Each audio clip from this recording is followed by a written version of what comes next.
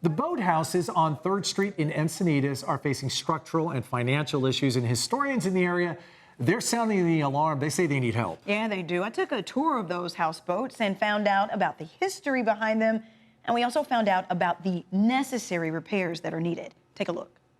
Visiting from Pennsylvania, and my friend's daughter mentioned these houseboats, and we were really curious and had to come see them. What do you think now that you're here in front of them in person? I think they're pretty amazing. Ruth's trip from the other side of the country included a visit to the SS Moonlight and the SS Encinitas. There was a dance hall down on Moonlight Beach, which is 2 blocks away, and during Prohibition, that had to close down. So they tore it down, and a local boat builder, Miles Kellogg, and his son decided to build these boathouses using that lumber. So they brought it up here and made these. That's J.T. Knowles. He's a historic contractor and sits on the board of directors for the Encinitas Preservation Association.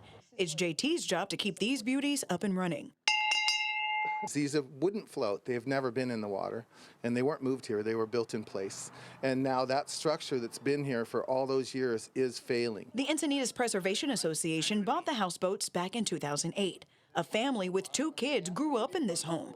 And now that they're off to college, the family has moved away, and now these 2 houseboats need a little or a lot of TLC. As you can see, these posts, they're starting to fail.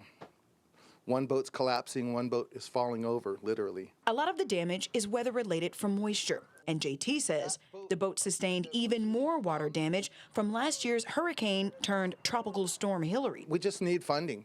We don't have any funding, and the rent that we're losing from these places was the only thing we had to keep maintenance alive, but now we don't have that. And as you can see behind me, we have some bracing holding this from falling over. That was engineered and had to pass the city inspection, and that one there is just simply collapsing. The houseboats are nearly 100 years old and received National Historic Designation in 2019. JT says with about $700,000, that's $350,000 apiece, these houseboats can be fully restored, hopefully lasting another 100 years. Ruth is a school teacher. She says she hopes San Diegans can rally around the project and help. It's quite important to support things like this because you want to preserve the history. So if you're able to, help. Kirsten Holmes, CBS 8.